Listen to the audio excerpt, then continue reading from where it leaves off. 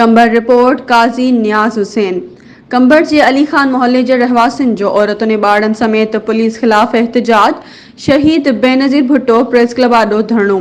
3 हफ़्ता अॻु मुबैनापुर जे वाक़े में क़त्ल थी वियल औरत इक़बाल ख़ातून जे वारसनि नामालूम जवाबदारनि खिलाफ़ एहतजाजी मुज़ाहिरो करे शहीद बेनज़ीर भुट्टो प्रेस क्लब आॾो धरणो हयो ऐं सख़्त नारेबाज़ी कई।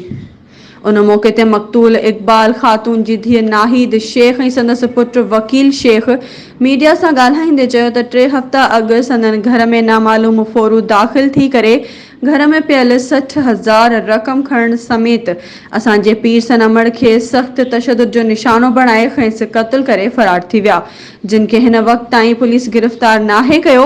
जॾहिं त साॻिए केस में जांच में संदसि असांजे वॾे भाउ वज़ीर शेख खे पुलिस गिरफ़्तार करे गुम करे छॾियो आहे ऐं साणसि मुलाक़ात करण बि नथो ॾिनो वञे। हुननि IG सिंध ऐं DIG लाड़काणो खां मुतालबो कयो त संदसि अमड़ जे क़त्ल में मुलविस नामालूम जवाबदारनि गिरफ़्तार करे संदसि भाउ खे आज़ादु कयो वञे, न त ॿी सूरत में सख़्त एहतिजाज कयो वेंदो।